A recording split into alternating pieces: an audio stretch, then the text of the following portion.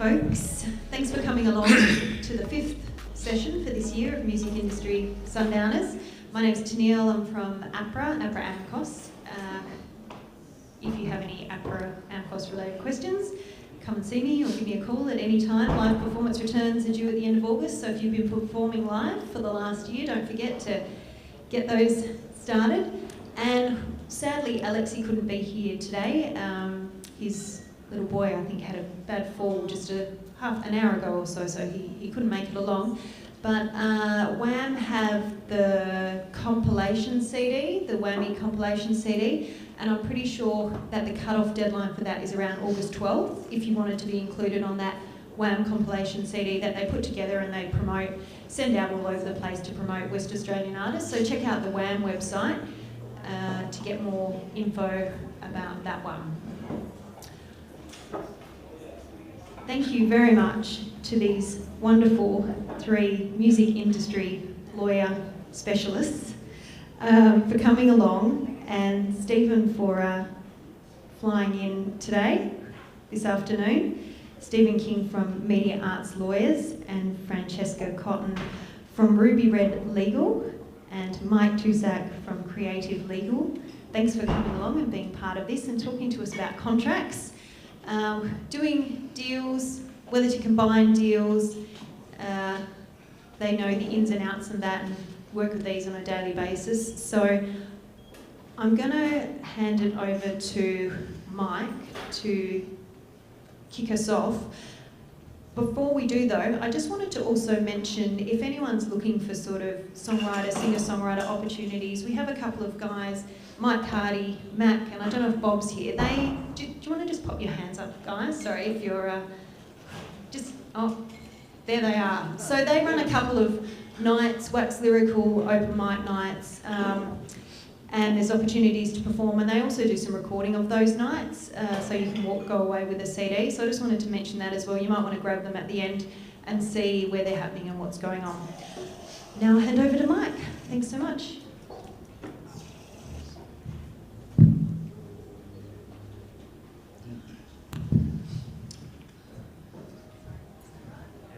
Thank you, Tennille. Everyone can hear us okay? Good. Well, welcome. Thanks for coming along. My role tonight will definitely be to sort of steer things through the evening. So any questions as we go, feel free to stick your hand up and I'll get you to ask a question. So as we talk through things, a little bit of a roadmap of what we will do. So we're going to be talking about the hybrid deals or the all-in-one deals. What we'll do is a little bit of an overview of what those are generally and why they've sort of come about, and then go into some of the different examples of that are currently around, the sorts of structures that are out there, the sorts of deals that are being presented. And then if we've got enough time, we'll go through an example of one, look at some of the specific clauses and things like that you can see in those deals, and explain to you how those work and the pros and cons of each. And Stephen and Fran will be giving their 2 cents worth as we go on each of those clauses as well when we get to those. But we'll have a good conversation about the deals as we go through. So I thought maybe a good place to start would just be to see who here has ever entered into or is currently signed to a label deal of some kind, or even actually a management deal of some kind. Has anybody been presented with one that they haven't signed as an option? Okay. And presumably people have been presented also with publishing deals as well as another kind of deal. Anyone signed to or been presented with a publishing deal? Okay, so a handful of people who are probably familiar in some way with those deals. So what we're going to be talking about tonight really is sort of where all of those different kinds of deals, the label deal for a record, the management deal, and the publishing deal, and or other things such as merchandising, can all come into one thing. So maybe as a bit of a kickstart, Stephen, I guess to give us a general overview, what is a hybrid deal or an all-in-one deal? What does it involve in general terms? It's basically, I guess we're just distinguishing contracts here. Mike mentioned management, publishing, merchandise. They're all the individual type deals. Thank you. And the hybrid all-in-one 360 deals, really just a really fancy term for saying that the label wants to gather all of your rights. And they're lumping them all in one deal. They're cross-recouping generally against all of those rights. And in some cases they're exploiting those rights, in others they're not. They're just taking an income entitlement on those rights from you. And I guess we'll explore each of the different majors do a different model, and we can probably touch on that a little bit. All right, and I guess then that's sort of what we're talking about tonight. Probably a little bit of a history, perhaps, of the way that record deals, at least, have evolved. A lot of people would probably be familiar with almost the classic kind of record deal, which is the sort of the being signed kind of deal, which was around in the heyday of the recording industry, but has probably declined recently. Fran, do you want to give a quick snapshot of the classic recording deal? Okay, the classic recording deal. I've just come back from the UK, and I've worked for Warner's Universal there for 13 other years. I was away. So I was doing the classic recording deals on behalf of the labels, and essentially it was just sign the artist, make the record, pay a nice advance hopefully, recoup the advance, sell lots of records and you get your royalties. There was never any question of the label ever getting any merchandising rights. In fact, if the artist wanted to use any of the artwork for their merchandising, there'd simply be a clause saying, you pay us 50% of what the artwork for the album cost and you can go and do your merchandising. There was never any question of the label getting any money from live touring. The label would offer tour support if the artist didn't have any money to tour, and the artist would recoup the tour support, but after that the artist didn't get, the label didn't get any more money, they didn't get interest on what they paid the tours for and things, so the record label never signed any publishing. Often with the majors, there was, obviously the majors have their own publishing, which is an independent company, so you wouldn't sign the publishing in the record deal. So there was absolutely nothing except for the record income that was coming in your traditional record deal. Then, obviously, piracy started happening, the internet started happening, and it was probably Robbie Williams. I was working at Universal at the time. We all couldn't believe it when EMI did this big massive deal with Robbie and he got millions and millions of pounds. But for the millions and millions of pounds, he gave away a percentage of some of these rights, the merchandising and some sponsorship and the live touring. And at that stage, it was a really, really new model, and we were all thinking, you know, that's crazy. I mean, even from a record company's view, it's like, why would an artist want to give away a percentage like that?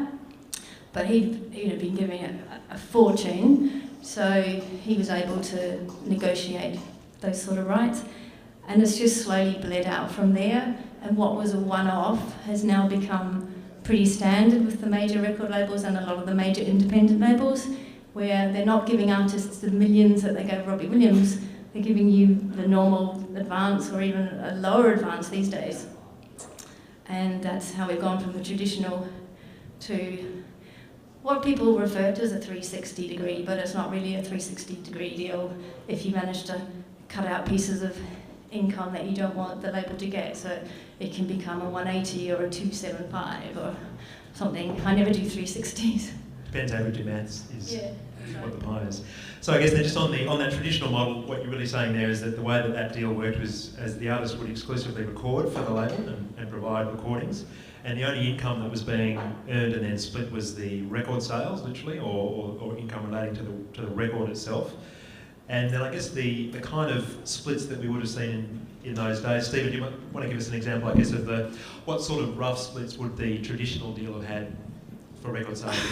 It really depends on how good your lawyer was, but usually a starting royalty rate, and royalties for all of the majors are based on a PPD price, which basically means the price that the record companies sell the records to retailers, and an average new artist royalty would have been between 18 and 22. Subject to how hot the band was, how much other interest there were from labels, you'd be able to sort of push that up by a point or two, maybe even get escalations based on sales. But it was relatively low. If you look at it, let's take 20 as an average of that. From 100% of the price of the record, the artist was getting 20, from which they're recouping the majority of the cost for recording, video, tour support, artwork. And so the label was really doing quite well, and this was back in the days when, you know, we were selling lots of records. I actually sat on a panel yesterday with Buzz Bitstrup from the Angels, and he was telling me that they sold 700,000 albums, and their royalty rate was 5% based on 90% of sales. And he said, you know, they made no money. And so you look at a record deal from the 70s at 5% on 90, up to, you know, even now, getting 20% on 100, much better, but yeah, it's still significantly lower than you could expect when you know, given the price of the record.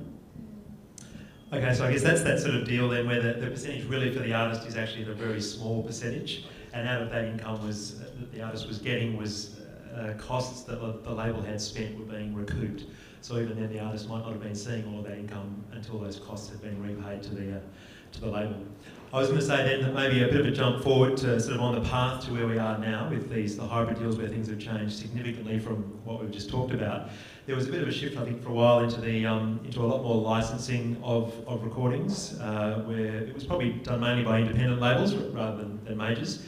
But the label itself wouldn't necessarily make the recording; it would be made by the artist, and then that recording would be licensed to the label to do the same thing, to sell records and so on. And I guess that licensing deal was is still around, but is another model that was along the path.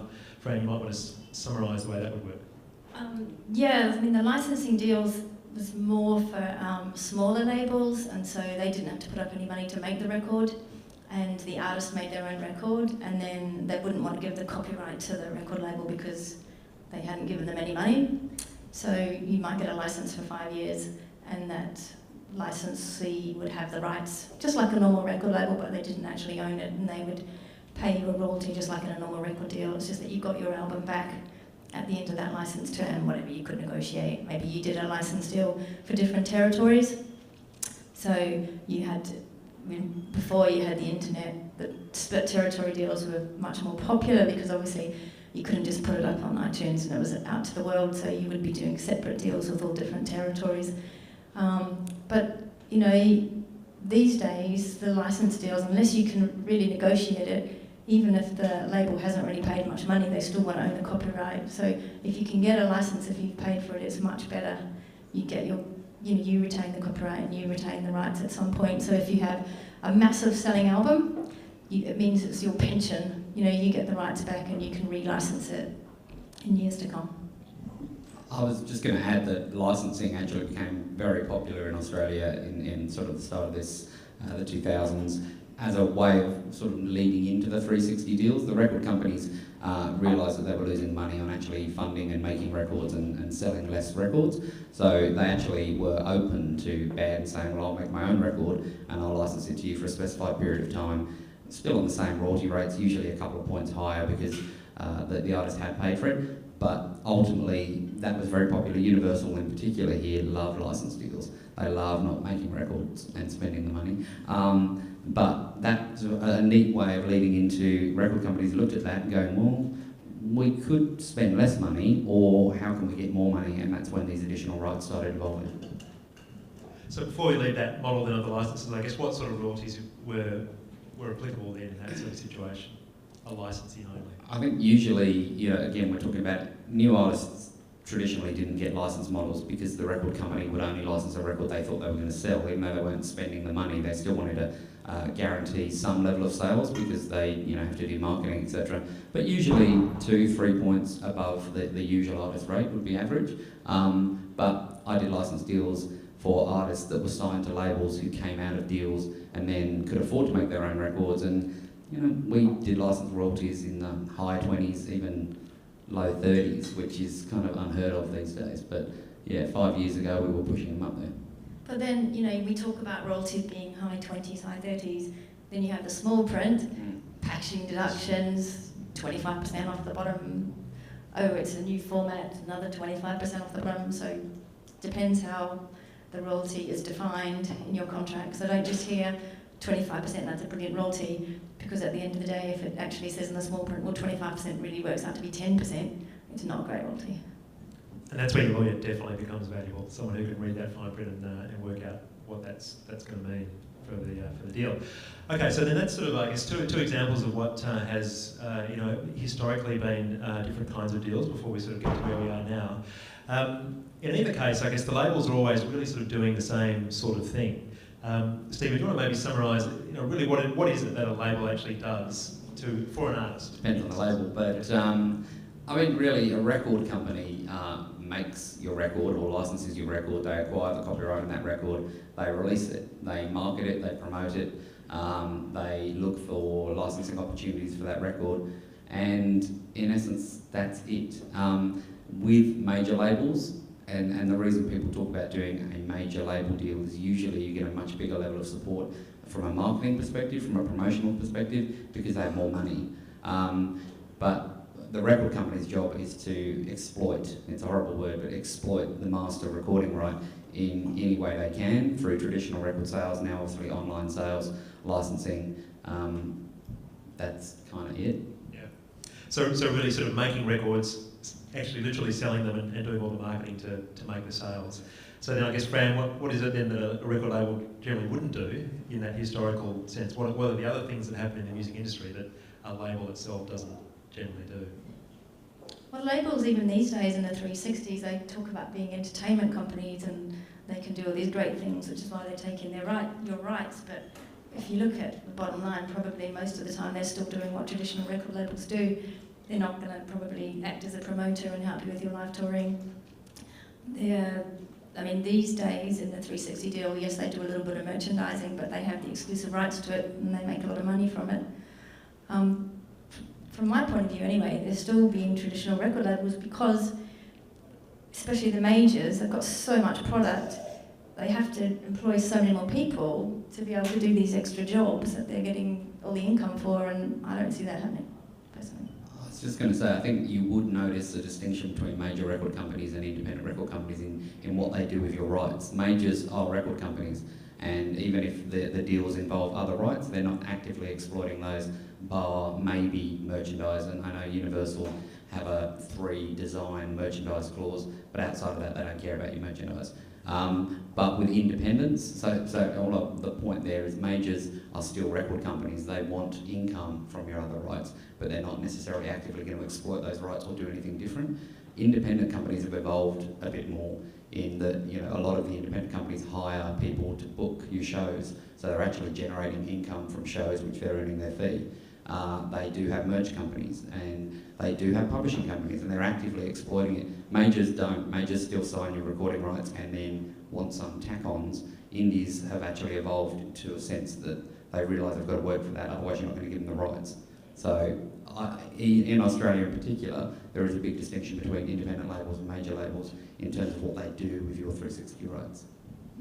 So I guess then those are the different functions that a company of some kind, whether it's a label or not, could do in the industry. There's obviously the typical record label work of making, selling and marketing recordings, whether that's physical discs or digital downloads.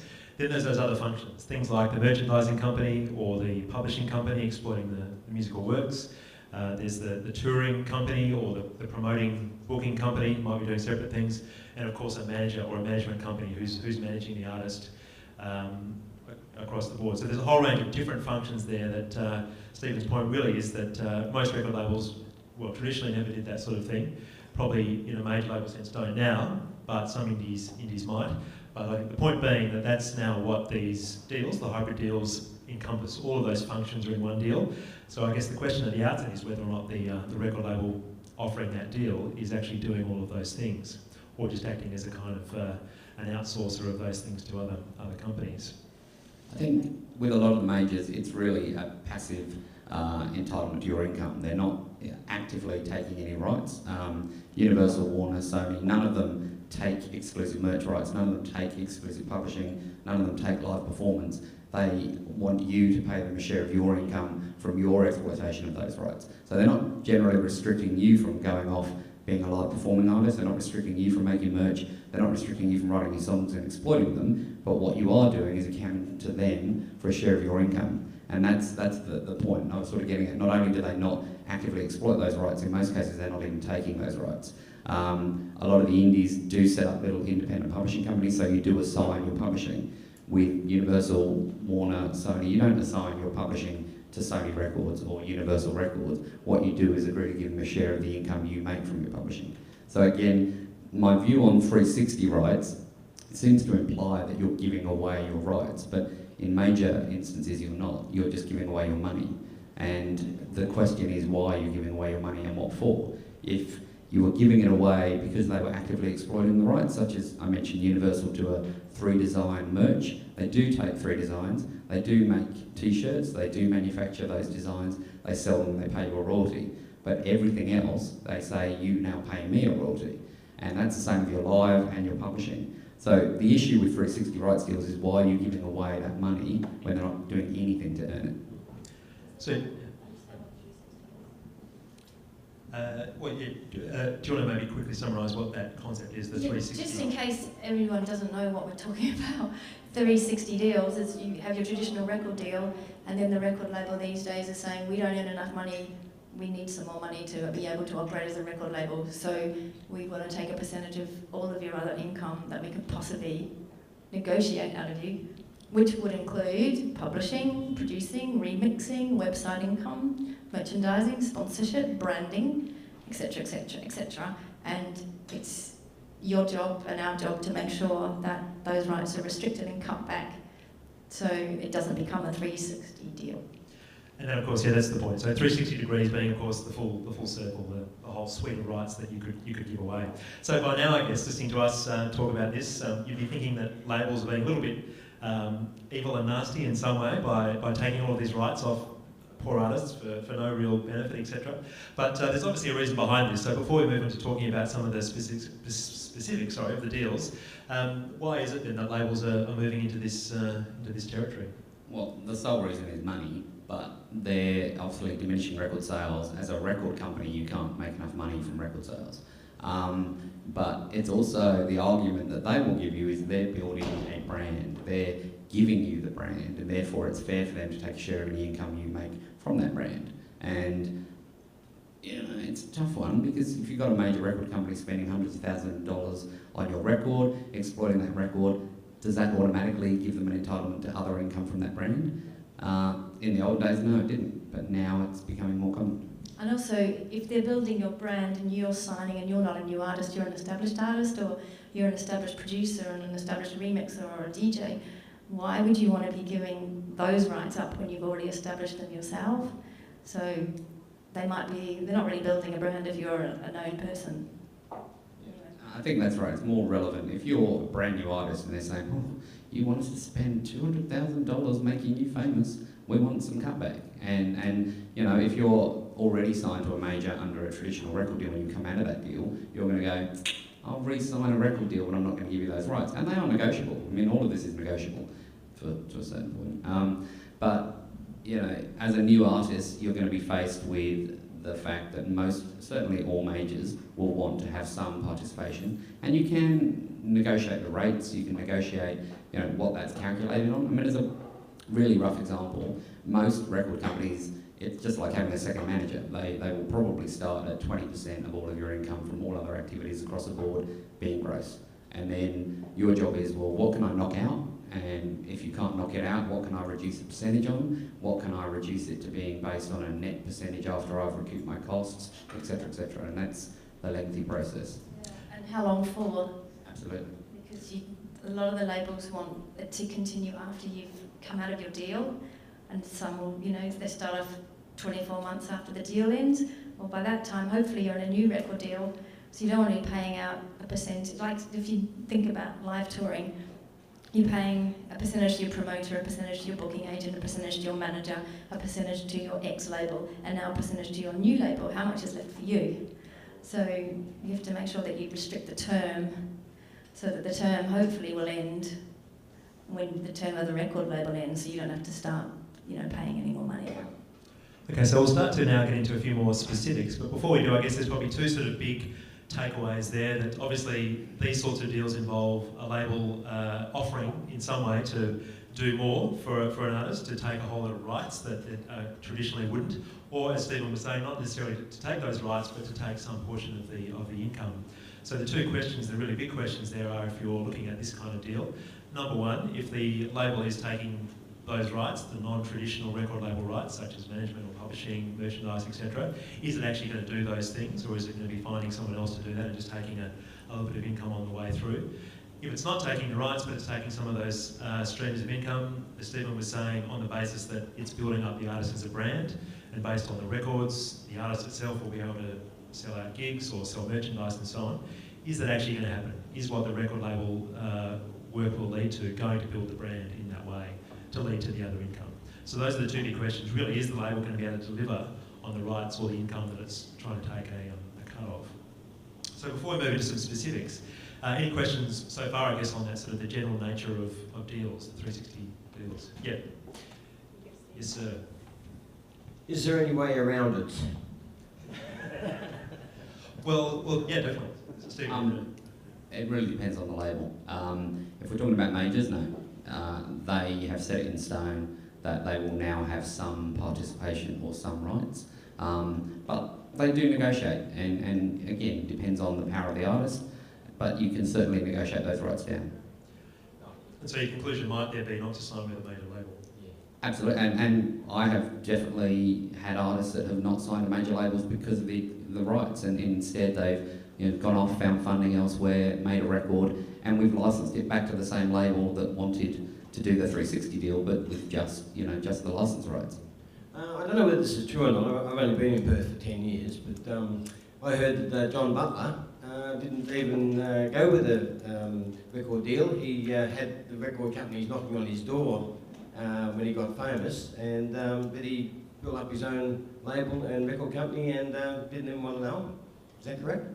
Yeah, as far as I'm aware, he's always been independent. He's always had distribution through MGM. He's got his own label, and again, he was very fortunate and he had a very successful record. And on that model, you're making the majority of the income, and therefore that gives you the platform to fund your future recordings and never need to go to a label scenario.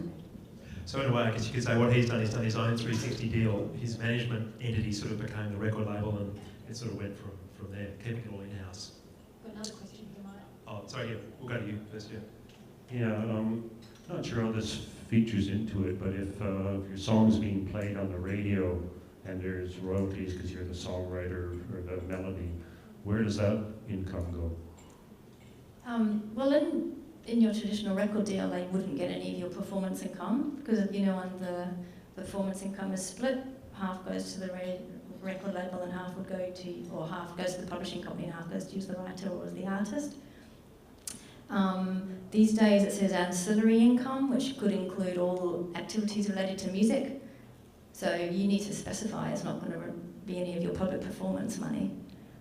It's not often that they will ask for it, but you need to specify that it's clearly excluded. Yeah, unless it's if in the deal you're giving them a percentage of your publishing income, they don't break it down into what publishing income is. That would include your public performance share that you receive. So if you had a publishing deal, and it's quite common that in these deals the artist is already published, so whatever royalty the artist gets from their publisher, that's what they're getting their percentage of. So it wouldn't affect the publisher share, but it would always affect the artist share. So I guess the conclusion everybody is that that's part of the publishing rights, and what you need to do is look at the deal to work out if those are specifically included, or as Fran's saying, if there's some sort of general catch-all wording that could actually include them without you. And I would just say that's the most common one we can strike out. When we crack the sheds, and say we're not giving you publishing rights, that's the one that most record companies, if they're going to concede, will concede on that one, because they're not in a position to do anything with the rights. They don't have any way of exploiting those rights because a publishing setup is completely different to a record setup. And then to take a passive income entitlement on something they're never going to have any involvement in, that's the one area we get wins, but not always. And again, it depends on the artist. Another question down the front. My question is about if you were to sign to a major, I've heard so many stories of people being signed and then forgotten.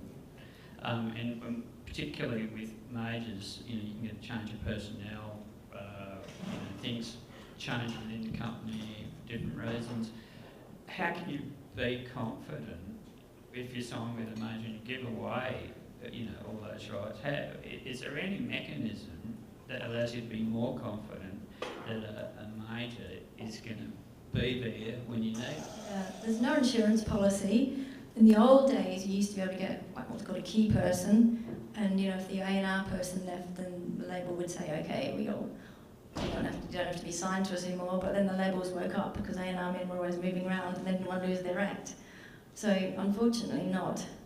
Once if you've got an A&R person that's really championing you, and that's the reason you signed to that label, you are selling your rights to that label, not to that person. And then that label can go and obviously merge with the next company and you might no longer be a priority act, so unfortunately, no. It wouldn't be the first time probably that I would say a label has signed an act with the deliberate intention maybe of not exploiting them but taking them out of the market so that another act on the label can receive more attention. But I think that problem actually is something that is across the board for all music deals of any kind, that there'll always be plenty of stuff in the deal about what rates are payable and all the things that the artist will do and so on, but probably one small paragraph or something like that on what the label or the publisher will actually do. So it's always an issue to make sure that those obligations on what you think you'll get back, what you're assuming you'll get back, are actually set out to some degree in the deal, regardless of what kind it is. Sorry, yeah, another question. Yeah. In terms of the record deals, you spoke earlier on about independent record labels being a little bit more active versus a major being a bit more passive. Do you find still, though, that radio selection, things like that, are a little bit more swayed towards a major versus an indie kind of approaching them with the new talent? Probably depends on the style of music. If you're talking about pop music is commercial radio, which is heavily promoted by money and majors. Talking about Triple J and independent music, I think independents are equally, if not better placed to actually get you on the radio. And the other benefit, and I don't want this to be, any way tonight it's all majors are bad, but the difference with major record companies have staff, and we both work for one, we've got great staff, and they have a lot of catalogue and they have to do a lot of promotion of all of that catalogue to radio. Where you have a benefit with an independent company is you generally have less catalogue, but you're also better placed to hire independent publicists and promotion and marketing and radio pluggers. And if you hire a radio plugger who's got 2 tracks and they go into radio with those 2 tracks and really champion the cause, radio loves that. When you're a major and your weekly release schedule is 27 records and you go in with Pink on the top because that's your main one, it might not get down the list as much. So it would be a fallacy. Like I chatted to Nova FM, and they said they'll only kind of respond to, solicited material from someone like Sony, EMI, Warner, that kind of thing, and they don't really deal with smaller labels. Is that? I don't think that's true. Yeah, okay. I also have a publishing label outside of the law firm, and I have got a number of acts who are all independent. They all release their own records, and we all hire independent publicists and radio pluggers for every release. And we get hits and misses in terms of what actually gets played. There's no guarantee, but our publicists go into the radio station and service every week. I think it's probably that rather a publicist contacted them than an artist. And it's sort of like in America, the labels won't take any deal, any tapes unless it comes from a solicitor. So it's sort of just like a protocol thing, I think. And also, sorry, just with commercial radio, Nova, you mentioned Nova. I mean, Nova, is Austereo called Austereo here? Or, they have really limited playlists. They'll probably have 25 songs a week, and Pink will be played twice an hour. Independent community radio, they don't have that. Triple J doesn't ever play the same song in the same hour. So again, it depends on the style of music. And if you're assigned to a major because you're a pop artist, then you've got a great chance of being promoted to that radio station as part of that package. But so I guess really that does come down to the relationship that the individual label might have with the station. But equally, a good publicist will have that relationship anyway, whether you're independent or not. Okay, any other questions on things so far before we get into some specifics? All right, so we'll move on into some specifics of these sorts of deals, and I guess what we've sort of covered so far is that these can come from both major labels as well as indie labels, and there may actually be differences between the two. Indie's more likely maybe to actually be delivering on all of the rights that they're trying to get. Now, Fran, maybe I'll start with you. If you had to describe perhaps the worst hybrid all-in-one 360 deal that you'd seen, how would you describe that deal? What did it have in it? What was the worst for an artist, that is? They're all the worst. I think they're all bad when they want 360 degrees. So you get a ruler and you take out publishing, you take out producing, you take out remixing. The 3, DJing. Why should they get any of that income? And then you just have to, for whatever reason, we have 360s now, but you've just got to try and cut back the rights so that you are getting you're getting a larger percentage, you're paying them just for the shorter term. I mean, they're all the same. You know, the majors are pretty much an identical, offer you get, where the percentages are the same and the terms are the same. I think the key issue is what rights are they asking for and what are they going to do with them. So when we talk majors, traditionally you're not giving away the rights, so you've just got to work on the percentages of the income that you have to give away. If you're talking about an independent and they're like, well, we've just set up a publishing label so we can exploit your publishing, then you look at that, even though it's in the context of one deal, you look at that and say, well, at least they're going to actively exploit my publishing, and then you work on the terms of that portion of the deal and how you can minimise what you're giving away and how they're cross-recouping. We'll get to cross-recoupment probably. But the issue with where you've got multiple rights, when in the old models you did a record deal and then you did a publishing deal and then you did a merchandise deal and you had live performance, you at least had an opportunity to make money from one source. If you didn't sell records, but you got a lot of radio play, you could still earn some publishing. If you didn't get any radio play, but you played a live show every week, you could still earn live. The issue with cross-recoupment of all the rights in one deal is that if one thing's working but the rest isn't, everything that's working will go to pay off the things that aren't. And the idea of cross-recouping really is just that all income from all sources all go into one big pot, and it's out of that all the expenses come out first, and whatever's left goes to the artist. So rather than looking at individual streams, it's a big melting pot maybe of income and expenses. So Stephen, if you had to describe it, would you describe the worst or a notable hybrid deal that you've come across? How it sort of worked? You don't have to name names. You can keep it anonymous. I think the worst type are where all rights are actually being assigned as opposed to any income entitlement.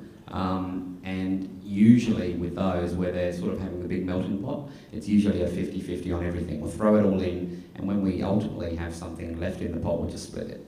And you know, when you separate out the rights, publishing for example, again, publishing deals have advanced a lot in the last sort of 30 years, from being 50-50 deals to, you know, often 80-20 deals in favour of the writers. So if you're then throwing those rights in the pot and having a 50-50 and that income going across recruitment, that would be the worst case scenario, I would think. All right. Well, I guess then, in terms of specifics on some of these deals, what we can do is go through an example of one fairly recent deal that I ended up looking at, which was probably not, I guess it's a hybrid deal. It's one that starts out as basically an idea of managing the artist across the board, everything that the artist does, and then scope for the label or the management company to also take record sales income, also to take publishing income, and also to take merchandising income. So all the other things are coming in from a management point of view rather than from a label point of view, but it ends up as a hybrid deal. So what I'll do is run through some of the clauses that are in this deal to give you an idea of how that can work. So it ends up being the same sort of thing, that all the rights are in one agreement. So we can see how this works. So this is the key clause in the agreement. Just read through that. That's really what it comes down to, which is really saying that the label there will acquire all of the artist's services, and it's exclusive, so that the artist is only able to do this for this label. And the products of those services, which would obviously mean things like performances, it would mean songs in terms of musical works, it would also mean recordings that are produced, and other things, artwork and merchandise that the artist creates. Obviously including copyrights, that's the big right that's always the subject of any of these agreements. And the last line there is always typical of agreements throughout the territory, which in most cases now would be the world. That is what would be asked for by a label. And the term would, as Stephen was saying earlier, be some sort of duration of time that the label wants those rights. So this probably on its own sounds sort of fairly innocent. It's just sort of saying that the artist will do all these things exclusively for the label, for the territory and for the term. But it's obviously going to include everything that the artist does. Stephen, I guess when you see that clause, what sorts of things jump out to you? Well, I mean, given that it's an exclusive rights agreement for everything, I mean, exclusivity in and of itself is not unusual. Virtually every deal we do these days is exclusive. The rights is the key issue there, and that's where I'm saying that this is not going to be a passive income entitlement agreement. This is going to be one where you're actually assigning some of the rights. So the key issue here is just what rights you're actually assigning, and that's fairly broad, but I assume that exclusive services as defined will actually break down those rights. And then what the label, in this instance, is actually going to be doing with each of those rights for you as the artist. Okay, so we'll move on to another clause, which I guess flows on from that one. So this is the idea of exclusivity being fleshed out here. So the first part really is saying the same sort of thing, that obviously this does mean, once this is signed by an artist, that all of those things, we'll see what services is defined as shortly, but all of those things can only be done for this label or this company. So in the first point there, it really goes on to make that pretty clear here, that the artist is not able to do these things for anybody else. So I can't do another merchandising deal with a merchandising company or a publishing company or a management company. Everything is now caught within this one deal. And I guess there's a second part to that, which is just worth noting, which is reasonably common, that the artists will obviously make themselves available to do all these things. But this is, I think, an interesting clause to look out for, that second one, in terms of the artists making themselves available to do all the things, to do everything for the label. So that could be quite a broad thing. Stephen and Fran, any comments, I guess, on either of those two clauses? They do follow on from that first key clause. Does the second one, does it worry you? I assume somewhere in this agreement there's a commitment from the artist. You know, these are never this wide. It's not, okay, you're mine for 10 years and everything you do, you'll make yourself available. There'll actually be some level of commitment. It's usually an album or a number of tracks you've got to record in that year. So you as an artist would have to write those tracks, record them, deliver them, and then anything else is going to spin off of that album. So if it's released, then there'll be some promotion involved. If it's not released, the rest of it probably won't make much difference. Do you get a choice on where you record with that situation? In this deal, I don't know, but yes, usually. Okay, so normal deals will have creative controls, and you'll have some input, might not be consent over it, but you'll have some approvals or at least consultations over studios, producers, videos, you know, budgets, storyboard, all that sort of stuff. All right, we'll move on then. The next clause, which is equally a part of what we've been looking at, this is the definition of services, in terms of what it is that the artist has agreed to do exclusively for the label. And as you can see, that's pretty broad. This would be one opportunity for you or for a lawyer to perhaps reduce the services definition down, so it doesn't include all these things. But you can see that covers most things. It's creator of musical and literary works. It's obviously songwriting, so it's got a publishing element to it. Performing, obviously that's the touring and live performance side to it. That could also reasonably include things like performing in other areas as well. If there is any TV appearances, anything like that might spin off the recording career. Only musical. Right. It does say music industry, that's right. As a recording artist, producer, remixer, and producer, mixer, and remixer, so lots of activities there that are really falling into one pot. And if there was any doubt, then the last little bullet point there makes that pretty clear, that it covers everything in the music industry. So anything additional to add there, or is it all still looking pretty concerning? What I would always say is that it's very important, the definitions, and then also it goes on to say including without limitation. So it's much better to actually specify what it is you're meant to be doing and expressly exclude those things if you can, because exclusive services in the music industry, including, could, it's also open-ended, so you really want to be sure what it is. So, you list the things that are relevant. So you actually have a specific list of things that it does include rather than... An open-ended thing? Yeah. And I think what artists will often try and do in this sort of situation is definitely to exclude things that should not be covered. So sometimes if artists have side work that might be related to the music industry, they might be music teachers or something like that, is that something that falls into this clause? And is that, if there's a day job, for example, for the time being as a music teacher, is that something that the label would get a share of? And things like that are specifically excluded from the deal are also worth listing. For example, I guess session work or performing in cover bands, that sort of thing outside of the original music career, are those things to be covered or are they to be excluded from the deal? So it would really come down to every artist thinking about what they do, where they get their income from, and what is it that's going to be subject to the deal. All right, so we've said some big clauses so far. Here's a nice little short one saying what the label will do. I'm being cynical there, but this is obviously what I was talking about before. That's an example of where there is scope for the artist to be more specific about what the label will do. So this will really just be quite general, engagements of some kind in the music industry. But as we saw a few slides ago, all the services were quite specific. So there's an opportunity for the artist to also make this clause quite specific, to say that the label will get engagements as a remixer, if that's something that the artist is interested in doing. or whatever it might be, for this to actually be much more specific. And what that then does is it makes it very clear that the label has to do these things.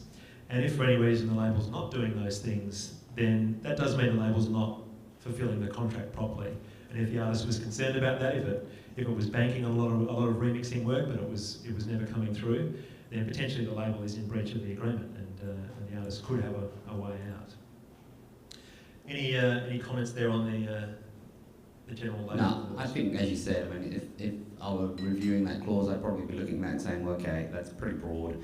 What do I, as the artist, want you to be doing, and can I persuade the label to actually stipulate a few of those things? Now, you know, remix work, probably not the most crucial thing if you're signed as a recording artist, but if you want to stipulate that they'll use, you know, endeavours to obtain new remixes, you know, again, I don't think that would ever be something that would be a terminable breach if they fail to do that, but things like, you know, exploiting the recordings. Now, if you're primarily a recording artist, you deliver an album to a record company, you want them to exploit it. If they don't, I think that's fundamental, so that's probably worth something listing. But a lot of the others are very speculative, and I think, especially in olden contracts, there's always a clause at the end that says you acknowledge and agree that endeavours in the music industry are speculative and no guarantees can be made that you'll have any success. And that's true. So I think even though you might want to stipulate 101 things that the label has to do for you, generally speaking, they're not going to agree with it. All right, Fran, any comments as we go? We'll keep going through.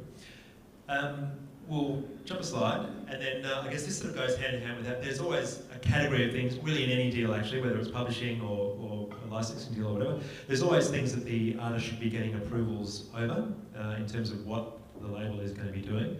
And this is, I guess, this is all taken from one actual contract, so this is a list of the things that in this case the label was going to do.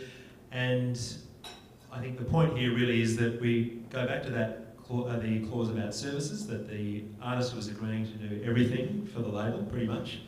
But there's only now a small handful of things where the label is going to get an approval from the artist. So it's the specifics like a synchronisation licence for film and TV, sample licences or remixes, that's a fairly specific thing. Endorsement and sponsorship, also very specific, might not generally apply. Merchandise and cover album, that's also fairly specific. But in a good way, the last point there would cover a lot of things, any third-party publishing or recording agreement, which would mean in this case if the management or the label is able to sort of on-sell the artist, get them signed by a larger label, then that's something that the artist would have an approval over, so they know they're going to end up in a deal with Warner or whoever it might be. If the label doesn't do what they say they're going to do on the contract, are you able to sue them?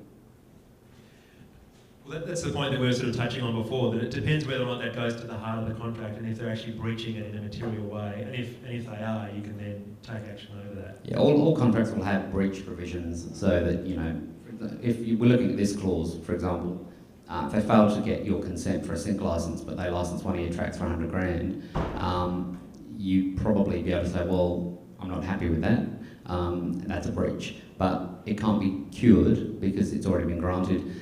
It probably is not serious enough for you to terminate, especially when you look at the money that was made. If, however, it was strongly against, you know, a lot of these approvals, when you're talking about sync licenses, there's specific areas, you know, gambling, sex, those sort of areas where approvals are usually sought. And if the label knows you've got particularly strong views about something and they deliberately do it anyway because it's a lot of money, maybe that's more serious. But it depends on the nature of the breach. If it's serious, you know, there's always serious breaches. If it says, I will release your record within X days, and I don't, there'll always be a cure period and some other period. But if ultimately they don't do that, that's fundamental to the heart of the contract. A lot of these are a little bit more minor.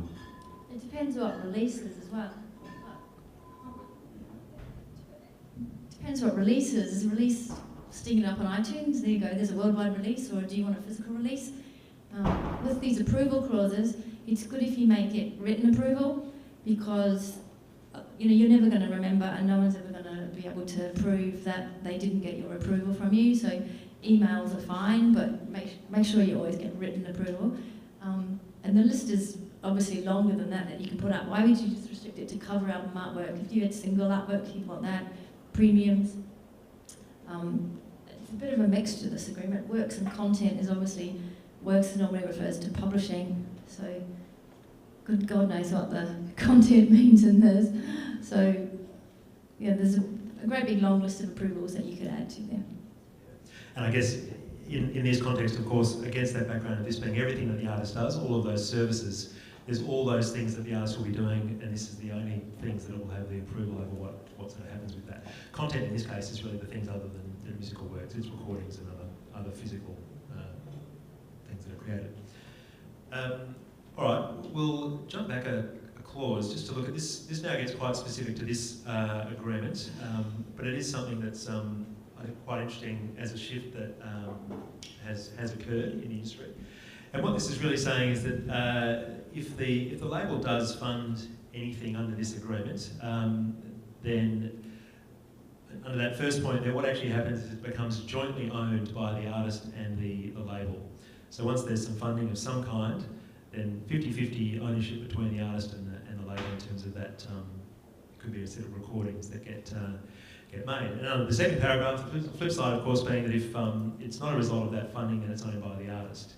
And so there's definitely an issue there in terms of that funding creating a 50-50 ownership between the artist and the label, when maybe it's not actually 50-50 funded, or not even anywhere near it. It could be a very small funding level from the label, and it's ended up with 50% of the rights.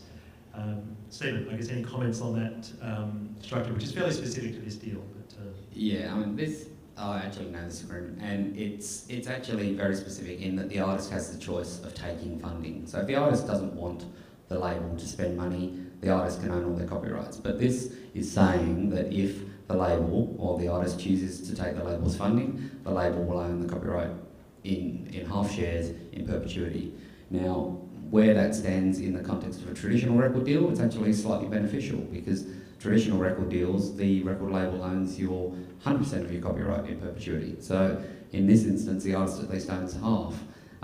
If the artist says, well, I'm in a position to fund my own record, I'll own 100% of the copyright. But obviously, I think this is a choice here. Doesn't say it on this clause, but really in these deals, you know, we're looking at specific clauses, but you've got to look at the agreement as a whole. And if the artist is in a position to dictate whether they take money and therefore whether they give away rights, then I think that's reasonable. If they're in a position where it's, you took $7, so therefore we're going to own half your copyright, clearly that's unreasonable. all right, so what we'll do is we'll go now into the royalties clause, and the reason we quickly dealt with that IP clause is to make sense of this. And this, I guess, is an example of the sort of thing that Stephen was talking about before, where the cross collateralisation or the cross recoupment of things, where everything's put into one pot. This is basically what's happening here. So the first paragraph is saying that the label will get 25% of net receipts as a commission from any of the artist's IP. So that's anything that the artist has funded itself and that the label is doing things with. It's taking 25% of all that side of things. Importantly though, the second paragraph is saying until the full recoupment of any funding that the label has put into recordings, which would then be jointly owned by the label and the artist, the label will keep 100% of the income from that IP, and actually keep 50% of that income, being a 50% copyright holder. So there's a lot of income that will be flowing in there from both of those sources, from whether it's artist IP or joint IP owned by the label and the artist. 50% in one case, 25% in the other. There's a large chunk of the artist income going into the label's pot to then get split up. Any comments on that before you? Obviously, this is a really specific contract that was drafted for these circumstances, so this isn't a usual clause that you would see. What I do want to highlight is 100% of gross receipts means that the artist doesn't get to cover any of their expenses, and that usually includes management commission. So it means all of that income has to go to the label, so you would probably lose out if you were an artist. You're not covering your expenses. Say you were talking about merchandise. You know, you've paid $50 to get all your t-shirts run, and then you sell them for $200. That $200 has to go straight to the label. You're short of money. You haven't got any more money to reinvest into t-shirts and stuff. So the gross and the net definitions are very important, and gross simply means everything, and net means everything minus expenses. So it's much better if you can do net deals, which means that you at least cover your expenses. I don't want to complicate things, but you know, just pointing out gross and net. Yeah, we'll flip over into those definitions, which really just emphasises what Fran is saying, that in this sort of structure, which is very specific to this. The last clause is very specific to this deal, but these are the sorts of definitions that are concerned. Gross receipts you start reading through that, really is very broad. It's all monies consideration of any kind that comes in, including publishing from the artist services, which we already know is very broad. The content or the IP, which could be the artist IP or the John IP, whatever it might be. So all without any deductions, exactly as Fran is saying. So that means that that gross receipts that the label is taking is that huge pot that Stephen mentioned earlier. It's all monies of any kind coming in. So if we go back to what Stephen was saying at the beginning about the two options, that a label will sometimes take a lot of the rights in the 360 model. In other cases, it won't take the rights, but it will take the income. In this situation, we've got a little bit of both. We've got the label taking 50% of the rights where it funds things, regardless of what it's funding, but it's definitely taking income from all sources to go into that pot of gross receipts. And it's a little bit like a mathematical equation, I guess, from there that net receipts means gross receipts less permissible deductions, and then permissible deductions is anything that the label has spent. So we'll be deducting all of those permissible deductions from the gross receipts, so all expenses coming out of all costs, and what's left is what's split. Yeah, question? In the sense of these permissible deductions, it's like dealing with lawyers, they can have a long list of everything, whether they've read something or copied something, and it ends up, after they add everything up, you don't get any money.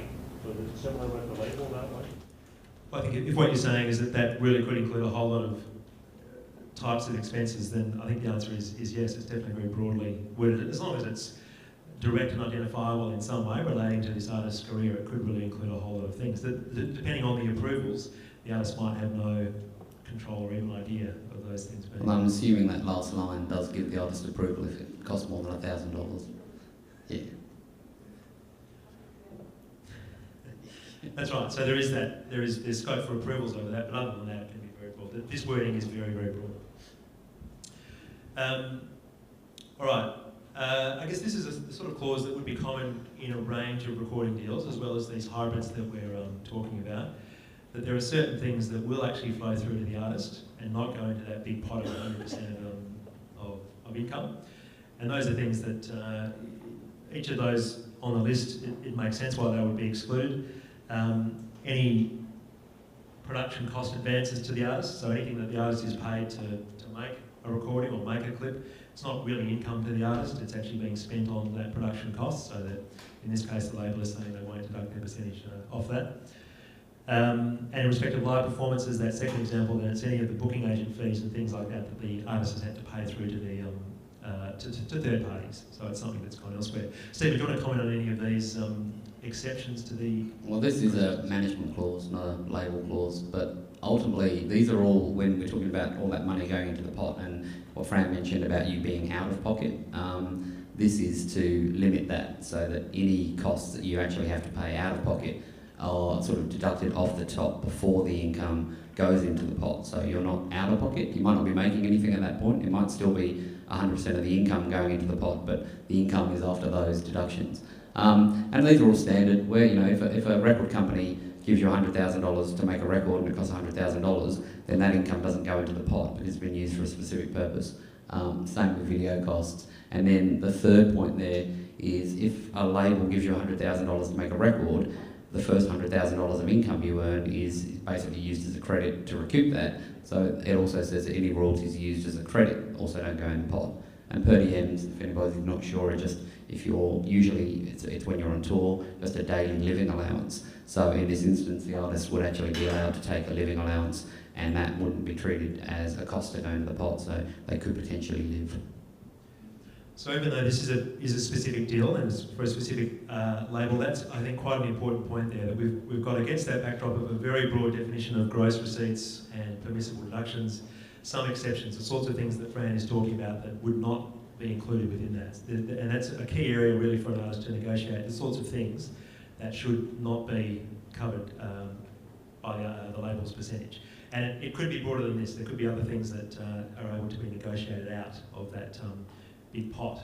Things that, I guess examples would include if the artist has done some of the work to generate the income, so if the artist has taken on a large role in some of the merchandising, then maybe that's something that actually is treated slightly differently from just everything else coming into the pot.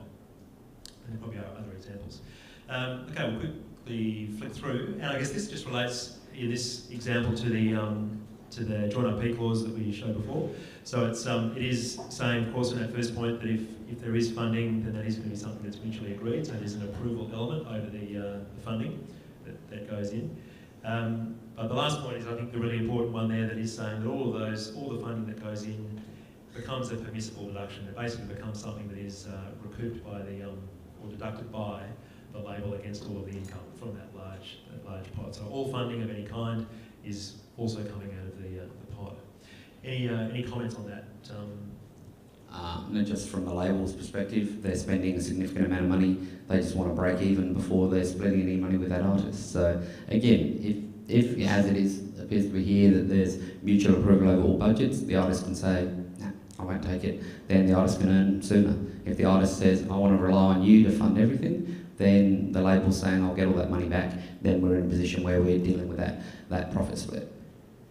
I think probably here that what we've been talking about, the last couple of lines there are the really, really important ones, which says there that the label has no obligation to make any payment of net receipts, which is what's left in the pot after all the money and all the expenses have come out, until all funding has been recouped. So that really can mean, literally, that the artist is not seeing any income until all of those, first of all, expenses have been taken out, and then any funding that's gone in has also come out. So the artist might actually be generating a lot of money, as I think the example you were saying of the Angels selling 700,000 records. In that case, you're talking about a low royalty rate, but it could be that there's actually no royalty coming through at all, because the expenses and then funding from across the board is being recouped. So an example there could be that if the label releases something digitally, so the costs of releasing digitally are very low, but they sell a large amount of digital downloads, but then there's a lot of money put into merchandise that doesn't sell, and that costs more than the income made from the records, then it's going to be a net zero or negative for the artist, if that makes sense. All of that funding is pulled together with all of the expenses, and it could still be a negative for the artist. So in some way, I guess the point there really is that it's, the danger of these deals is that everything gets lumped in together, but there is scope, as Stephen was, I guess, highlighting before, with that cross-recoupment or the big pot, to separate out some of the income streams and treat them separately. And maybe is that something, I guess, in deals you've done, have you seen examples of that where artists have separated out specific streams of income from others? Yeah, as I mentioned, publishing. I think publishing is the main area where labels are open to negotiating and separating that out. I think they view that as it's obviously a valuable copyright, and it's a valuable amount of income that can come from that copyright, and in a lot of instances you might be able to separate that out. Live performance as well, it really depends. I mean, we're looking at specific clauses as opposed to a whole deal, but funding could apply to individual things, it could apply to a whole, and my interpretation of that is that net receipts is after funding's been recouped. So in that instance, there's no profit for the label either until all those costs have been recouped. So it's not a case of gross receipts are coming in, then the label's taking a share, then they're recouping the funding. The funding's coming out of gross receipts. So at this, it's really a break-even point, and when there's a profit point, that's what net receipts are. But if you can separate out the rights and say, look, notwithstanding all of that, publishing will be separate. It won't be lumped in the pot. We'll put it aside, and I know you're giving me a lot of money, but we'll do a split of X and Y instead of that split. It's all negotiable. Every deal you ever get given is negotiable to a point, and the point is where the label's happy to move. If the label, ultimately says it's too big a risk, and that's where all these deals have come from. It's come down to risk to a label. They used to spend $200,000 on a record because they'd sell 700,000 copies and then make $2 million. Now they spend $200,000 on a record, they sell 30,000, they lose $50,000. So it's really, the point is where a label's happy to concede, and that point where they feel that the risk is worth doing. I've done a deal, but I had like a really strong negotiating power. The best one I've done on the 360s was I was able to have separate streams of income. So where they were creating merchandising and they were putting costs against the artist, that was boxed off. So those costs could only be recouped against the royalties from the t-shirts and the merch. So it didn't go in the big pot. So you had a merch pot, website development and website revenue, any records and merch and tickets and stuff that was sold from the website, that was boxed off. So everything that was a separate type of income that they were spending money on, that they were trying to get against the artist, I had in separate boxes. So, but that, you have to have good, negotiating power. Maybe the first deal you sign isn't going to be like that, but if you have success, then you'll be able to go back and renegotiate that. Having said that, this is untested. It's untested in the courts. Nobody knows how a 360 deal is going to be viewed when, if it ever goes to court. Nobody knows. Actually, I've never been in a position where I've actually renegotiated a 360 deal yet, where an artist has had that success to renegotiate to see if they are going to improve terms. So hopefully that's starting to make a bit of sense, I guess, as some of the key things that you might need to think about in these sorts of deals. So if we sort of go right back to what we've covered so far, I guess the really key thing is if there is a 360 or hybrid all-in-one deal being put on the table for an artist, the number one consideration might be, or would be initially, is the label or the company that's offering that deal able to deliver on all the things that it's saying it will do or take income from? And is that something that the artist might need to actually retain some of those rights for itself to give out to other parties who do merchandising or do touring and other things? And I guess the second flow on from that was if it's not taking the rights to those things but is definitely taking income from all sources, then there's that idea of the benefit of what it is actually doing, if it is really just releasing records but taking income from everything on the basis of building that brand. Is the record going to build the brand? Is the record or what the label is doing, is that going to lead to income in other areas? And then we have this idea of if there is income coming from all sorts of sources, whatever's been negotiated into the deal, what can be separated out into separate streams of income with separate expenses. So that if there is big success in one area but not in the other, or big expenses in one area but not in the other, that those things can be isolated and separated for the benefit of the artist. The last clause we'll look at before we conclude is just the termination clause, which of course is the other side of all these deals. Once you're in it and you hope that it's working to the best of everybody's intent, if it's not working out, how do you get out of the deal? And there should always, in all deals that you do in the industry, there should be some sort of termination clause. So you're not left in that position where you've got to find a breach that goes to the heart of the agreement. And in this example, I haven't included the exact termination clause, but there's one that sets out various things that can lead to termination.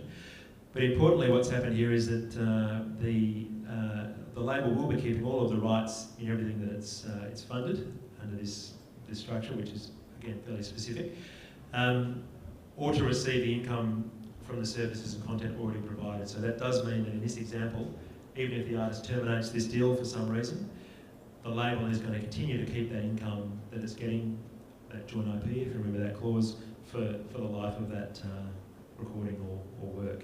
So that's a fairly onerous thing on the artist. And I wouldn't necessarily say this is a common clause in agreements like this, but it's definitely one that's going to be costly to an artist.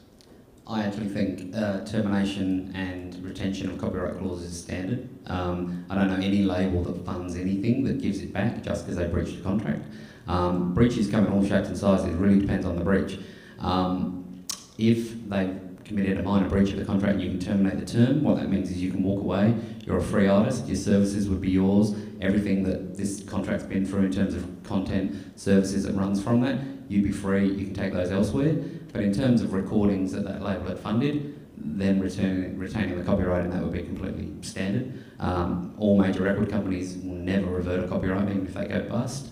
The second part, I guess, is just saying that whilst you're free, they're going to continue to exploit that copyright, and whether we're talking about the 50-50 owned copyright or your copyright, until they recoup their cost, and then they're going to pay you the same royalty. I guess the only major issue there is it really depends on the breach. If it's a minor breach, I don't think that's a major issue. If it's a major breach, which most major breaches for an artist deal is they don't exploit your record. If they don't exploit your record, then that could be an issue. You wouldn't want necessarily a label retaining ownership of your record if they don't release it. But again, major record companies won't revert. Major record companies will possibly revert if you pay them back all the money.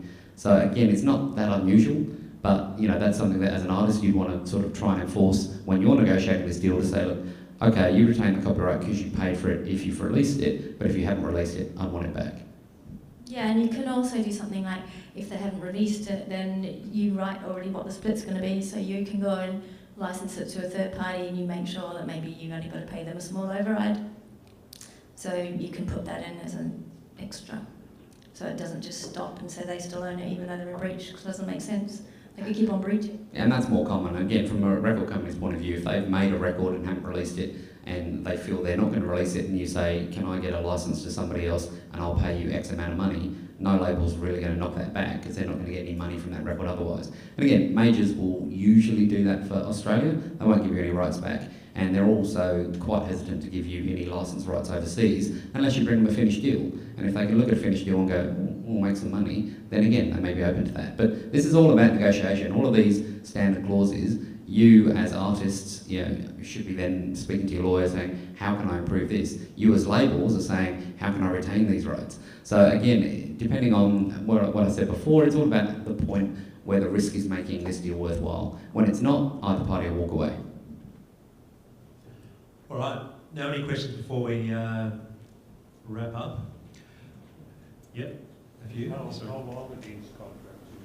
The term of these agreements, again, it varies. I don't know if there's not really such thing as a standard term, but sometimes these can be as short as 3 years, 5 years, that sort of thing, or a lot longer, 10, 15. The majority of record rights deals have a term linked to a commitment, so you usually sign for periods as opposed to years. Contract periods usually are anywhere between 1 and 3 years. You may have options, so you may have up to 5 options. So arguably a contract could last, never had one that lasted that long, but you could have 5 periods of 2 years each, could be 10 years, but that's all dependent on you delivering the product and the label exercising their options to do further records. Mark, there's a few questions, so I'll come around. Yeah, when the term 360 deals became popular a couple of years ago, it had a positive tone to it, and it was Live Nation were signing established artists like Jay-Z and Madonna, who would bring an album they've already made, and they wanted Live Nation, who were a touring company, to do everything for them. So my question is, are there companies that do 360 deals and are actively exploiting all of the rights that they're interested in? There are those examples of larger companies. I definitely think, as we've touched on, the indie labels that are set up as management label companies are probably more geared up to that because they are running something that is more across the board. They're set up to exploit a range of rights. I think the point Stephen's made a few times is most of the major labels probably aren't really doing that sort of thing. They're not set up as a 360. I don't know, Stephen, have you in the deals that you've done seen examples of companies in the larger end of town who are set up to deliver on 360 hybrid deals? Not across all rights, no. I mean, there's some of the bigger companies have got divisions. Some of them have got merch, some of them don't. Some of them have fan club companies, some of them don't. None of them have publishing. Well, as Fran said, they all have publishing, but they're totally separate entities. So they obviously can't take the publishing rights because that goes against their other company. So no, it really, in terms of companies that are actively taking the rights as opposed to an income entitlement, they tend to be the independent scale. And Fran, do you think, is that any different in the UK? Is the situation there with the companies operating in this area? No different. No. Okay. Next question. Mike? Hi. Just listening to this, it seems like, to some extent, from the early days to now, things seem to be coming a bit closer together in terms of common interests being recognised, and maybe, it's not so polarised, but maybe there's a bit more well-wishing on both sides. Is that actually happening? Does it seem like everyone's, like the record labels are starting to view the artists more slightly closer to being family, and it's not so much about what you can get from each other, but how you can mutually support each other? Because in the end, that's where all the progressive industry changes are happening, in many different sectors of societies. And as an artist, I'm really interested because we always hear the bitchy stories, and we've always got to be aware. But would you say, you three, from your experience, is the industry actually moving in a hopeful direction like that, where it's not dependent on whether you have the best lawyer in town to make sure your interests are in good hands? Well, I'll throw to you guys in a second, but I think it's probably a similar answer actually, that it's definitely the indie labels that are setting up to work with artists in that way, that are delivering that kind of thing, setting up in a way that is designed more to work with an artist and collectively exploit a career, but it might not be that the major labels are actually thinking of it that way. But have you guys got comments on that? Well, just I mentioned earlier branding and brands. I think major labels have recognised brands and they're doing more to develop that. And whilst they might not necessarily be exploiting all of those rights, they are contributing to them, and that's their view. And I have a number of artists that are signed, not necessarily to 360, I don't use that term, they're signed to record deals with either additional rights or income entitlements, but the label works with them in a range of areas, whether they have those rights, live performance, for example. Record companies have always supported live performance because live performances sell records, and there's always been tour support, and that still continues. And it's just now that they're saying maybe we should get something back for that, whereas in the past it was just a recoupable cost. So I think, to answer your question, I think labels are wanting to work with artists, they're wanting to develop whatever rights they can, and they ultimately want the whole brand to be a success. And if they have a share of all of that, all the better. And if they have a share of some of it, then it's a better position than just having a record right, which probably doesn't give them as much incentive to take that risk. I think it's a great question, and it's all about scales of economy. So with your indie labels, and you have your indie spirit, and you have maybe wonderful people with the best intentions, it often is more like family, and they won't possibly look at the bottom line. They'll go that extra mile and they'll spend a bit more money. With the larger corporations, they have their corporate policies, they have their corporate bottom lines. Less about that family, unfortunately, because it's a big business. They answer to shareholders. And I think probably just in a conclusion to that, what these deals really represent is that the labels are seeing this as a way to make the work for them viable, and they're taking a hold of things that they consider that they need.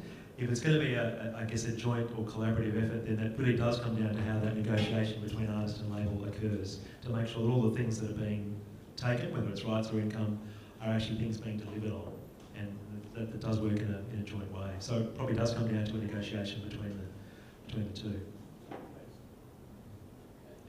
Just touching base on the retention period part of things, I was just wondering if you'd come across a scenario where, and like I've seen it in the management contract part of things, but the artist is signed to label A, they've agreed for the release of this product, that period has expired, the product's been released, then they've gone across to label B.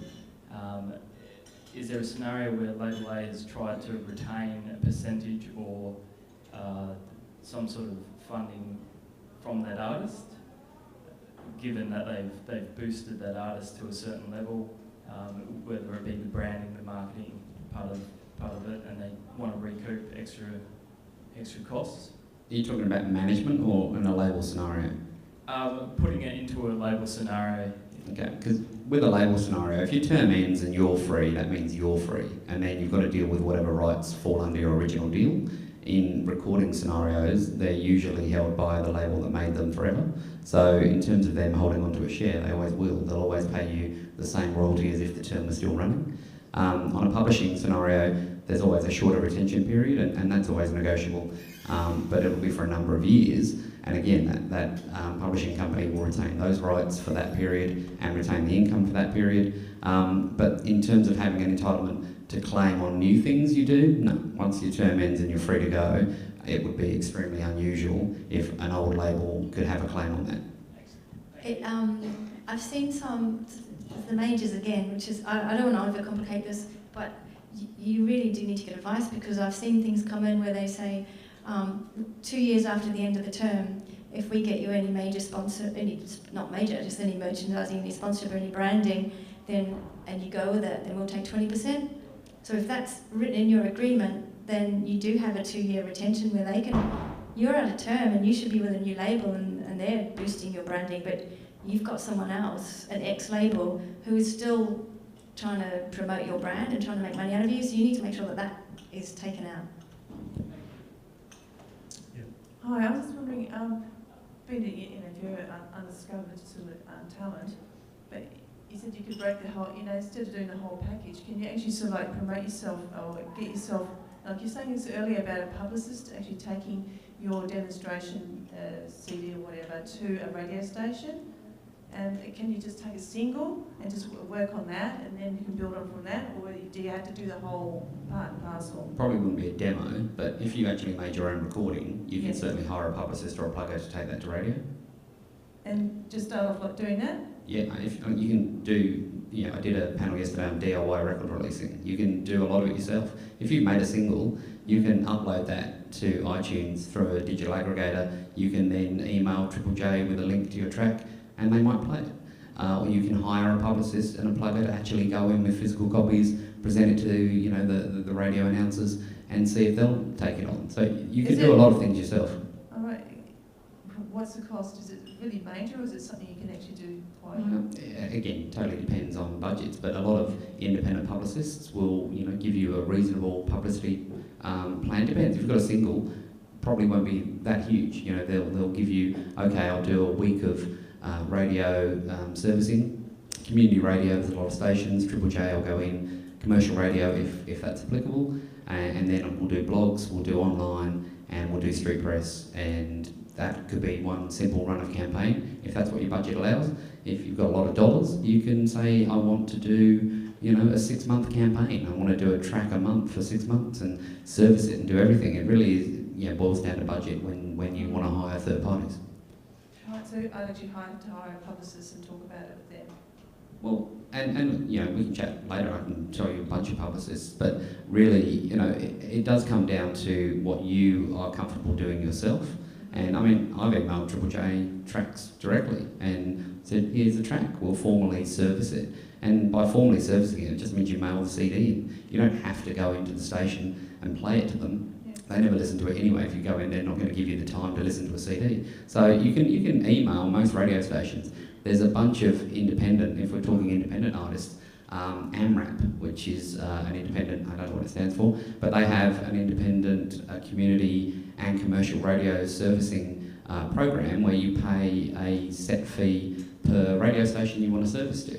And there's a lot of resources out there for independent artists to do a lot of that stuff themselves, and that's a lot cheaper than hiring a third party.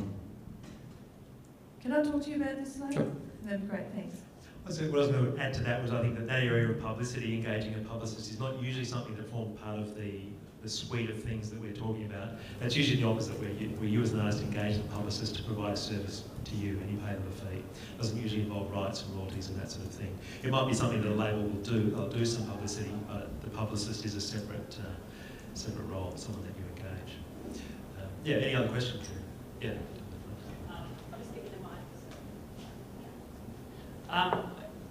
Where there's that sort of cross-pollination where record companies are recouping from live performance and merchandise in particular, if you've got an artist that's that will be predominantly, like you mentioned the Angels earlier, and obviously they may not have generated as much income as they would have liked from their record deal, but they would have generated a lot of money from their live performance. So does that mean in that situation, if you're a new artist where you're looking at generating a large proportion of your income, you perceive that you generate a large proportion of your income from live streams or live performance streams or merchandising and or merchandising. Are the record companies, does that mean it gives you more or less scope to reduce the share that a record company might be interested in? Yeah, that's a good point. It's how, whatever you can negotiate, but obviously they're going to be, if you can show that you're earning $250,000 a year, then they might say, well, we'll take 15%, but if you're saying, I can only earn 100, then they'll say, well, we'll take 20%. But there's lots of different things that you can do with your live. You can have a cap on it. You say, labels have agreed this, where you don't have to pay any live income until you've made a certain amount on a tour or something. So it's all negotiable, unfortunately. Yeah, and that's actually quite common too. And you look at live and go, that's scary, I don't want to give you 20% of my live income. So the first thing you do is try and reduce percentage. May be negotiable, may not be. The next thing is to try and reduce what it's actually calculated on. So going back to gross net, there's lots of adjusted net, and there's lots of expenses you would have that most labels will let you take off the top. So when we're talking about giving them a percentage. It will ultimately be what's in your hand. And then, as Fran said, it's very common to have a cap, especially for new artists, that, you know, when they're earning $40, $50, dollars in actual profit for shows, labels don't care.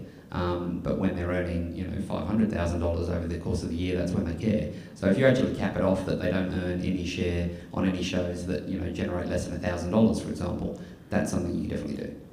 What I've done with major labels, they've been quite amenable to this, but this is, I'm not with Australia, is if you've got a good live income, then sometimes look at, if it's a major, if they've got a publishing, you know, sign the publishing and the recording and take the live out completely, so they're not actually getting any live. So there's some things you can do trade-offs. Probably a closing remark. It's always thinking about the label side as well. As I said before, labels are doing these deals for a certain reason. You don't want to remove any incentive for the label to work hard. If they're relying on that live income, then they might want to get at least a part of it. So it's always that balance of the two things. Was there another question? Yeah, just a bit of an odd question, being an old timer here, and it's all this stuff being released lately on YouTube, where they get 500,000 hits or whatever. How does that feature into all of that? Because when it's out that way, it's sort of like free and people can just listen to it and don't have to pay for it. So how do the labels look at that? Is that like marketing or well, YouTube generates income, and ultimately video clips are owned by the record company, and then obviously the songs owned by the publisher, and both the master rights holder and the publishing rights holder can claim that. You do a direct license with YouTube, and when you talk about ones that are getting 500,000 plays, wouldn't actually be very much income. Talk about the ones that are getting, you know, 40 million or 80 million Justin Bieber hits, there would be income flowing through. But again, it's most likely going to the label, as it's their video clip, they're uploading it, but it falls under the deal in terms of ancillary income if it's not dealt with elsewhere, and there would always be a share payable through to the artist. Yeah, I guess subsidiary to that is before you're signed, and it's sort of like marketing, it's showing it's popular. So how does that feature into it that way? Sorry? Like you've made your own video clip, it's out there, it's showing it's popular before you're signed. If you've made your own video clip, it's really then going to come down to whether or not you're granting the label any rights in your prior materials. Most labels would like to acquire all of your prior materials if you own them, so that they can obviously monetize them, but not necessarily. If you've made 2 independent records and that gets you the attention of a major label, you don't have to give them those the 2 prior records, you can retain those. All right, well, I think we'll wrap up then. And in terms of, I guess, closing out the discussion on the hybrid or all-in-one deals, we've sort of looked at, I guess, where they've been and also where they are now, and a specific example of one. I thought I might close with just some thoughts on where, in a few years' time, we might find ourselves in terms of record label deals. What do you see as the future for where labels might go with these sorts of deals? Stephen, do you have any thoughts on that? I think reality is some form of additional rights or remuneration is here to stay. The record companies can't sustain a business purely on record sales, and I think that's actually going to get harder as we move forward. We've obviously got digital sales now accounting for, I think, around 40% in Australia, so physical's still number 1, but I believe that's in America. I heard a stat yesterday that it's actually the other way around. So over the next few years, digital is clearly going to take over, but also the online subscription service is going to take over. With that is going to come reduced income from pure record sales. So I think in terms of the companies needing to have an active role in income or rights, I think it's here to stay. And I'd just say, you know, even though a lot of our comments seem to have been negative, I don't think it is a negative necessarily, because the alternative is that record companies won't make records. So I think what we're looking at moving forward is having a sustainable business model for both artists and labels, so that recordings are still made, they're still exploited, and it just might be the mediums in which they're exploited. And the key thing really is they're here to stay. It's about negotiation to that point where parties are happy for it to happen. When either party isn't, it won't happen. And ultimately, if it gets to a point where no artist ever wants to do one of these deals, then they may fall over, and we may go to a license model where all artists fund their own recordings and they license specific rights as and when they want to exploit them. But in terms of the major record companies, I think a model similar to what we have now has to stay, otherwise it won't be a sustainable record company model. Yeah. Well, nobody knows what technology is going to be in 5 years' time. So you've got the crowdfunding now, which is helping you make your albums and do stuff like that. I think you just have to be really aware that with all of this, it's complicated 360 stuff. Just make sure that that you actually got a percentage left at the end, that you haven't given away more than 100%, because then it's not worth doing the deal. And if there's no artist, there's no music, there's no record label. You know, in America, MTV got away with all the artists and all the record companies giving the videos to them for free, and that created MTV. And MTV, you know, over there's no sort of public performance income really in an industry. In America, the publishing is a statutory rate, which is a minimum statutory rate, like a mechanical rate that you should get for every record that's sold on your publishing. The Americans somehow have managed to make the industry standard 3/4 of the minimum statutory rate. So we just have to be careful in this country that you really, you know, the negotiations are fair, but you don't give everything away to the record labels, or else we will turn into somewhere like America where there's no revenue going out to the artists for certain things anymore. So I agree with Stephen. I don't mean to be negative. I don't mean to diss record labels and stuff. You know, I act for record labels and I act for artists, but we just have to make sure that it's fair for both parties. Yeah. So I guess in conclusion, ultimately what a label does is provide its expertise and its skill, as well as investment in all the things that it does. And in exchange for that, it enters into deals like the kinds that we've been talking about to make that worthwhile for it in terms of the income that it generates. So if an artist needs those things, the expertise, skill, and also the investment, then that's the kind of deal that's currently around, I guess, for getting those things from a label. And so the alternative is always still there for the artist to do things differently in some way, whether that's providing its own investment, its own expertise or skill, or negotiating a deal where it's going to be a fair exchange. So ultimately that is what it comes down to, is to negotiating a good deal, being aware of what the deal involves, and making sure that the outcome before you sign it is one that is going to work for you in terms of that basic exchange of things in and out to you. So if you're presented with one, good luck. I hope you end up negotiating a good deal. You've got three good lawyers, I'll include myself in that, 3 good lawyers here to assist you and others around. It's definitely worth getting advice on any of these deals, whether you get detailed advice or initial advice, whatever it might be. It's definitely worth getting it so that you're aware of what you're getting yourself into. So Stephen, Fran, thanks very much for joining us on the panel, and hope you've enjoyed the session.